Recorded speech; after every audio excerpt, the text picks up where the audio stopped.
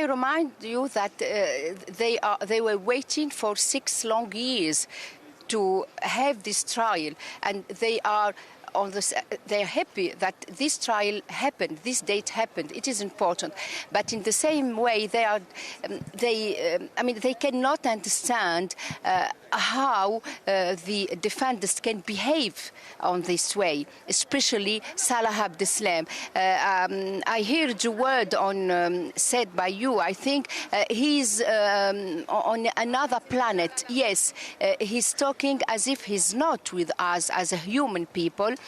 He does not share anything, any values, any symbol of our republic, any other democracy. I mean, he's in somewhere else if we talk about the democratic institutions. So yes, it was disgusting, but nobody was surprised. Nobody, because we know that Salah Abdeslam will never, ever speak. And even if he has to speak, is on this protocol, Islamist protocol. He has a very specific words, thought about life. So today it was awful for victims, because he said that he's not happy on jail. They're not treating him well, and of course for the victims, they cannot hear that because they are suffering since 6 years, so they cannot hear that. Samia, bear with us. Thank you very much. Please wait, Samia, but I'll come back to you in a moment.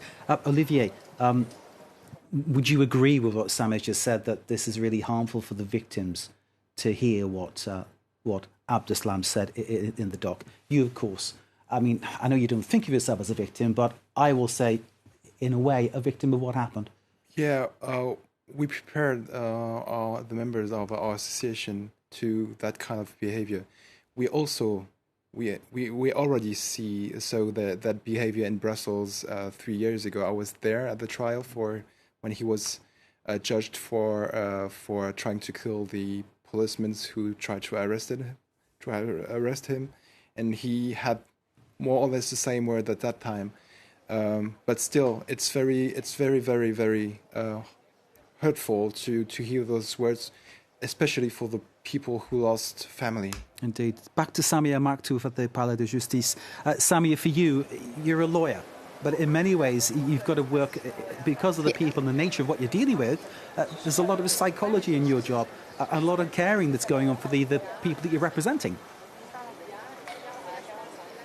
Yes, that's why we have to keep in touch with them. I'm mainly every week talking to them, and especially those last months, we were talking every day. They want to know everything about. And let me give you an example. Last week, I've got a meeting with those victims, my client, and one of the questions was how long Salah Abdeslam and others will be far away from me. It is important. Every single details is important for them, because they suffering psychologically, they suffering financially as well. Let's talk about it. They suffering because there is something broken on them, and unfortunately the national institutions, which we call le Fonds de Garantie, he is in charge to give a help and for the indemnity. They're not taking care of victims as they have to. But there's no amount of money.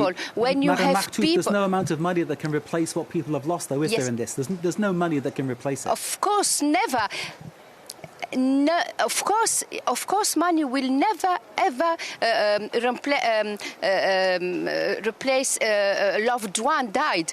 But when you have a victim suffering and you give him a huge documentation that he has to fill on and to write down, they're not able.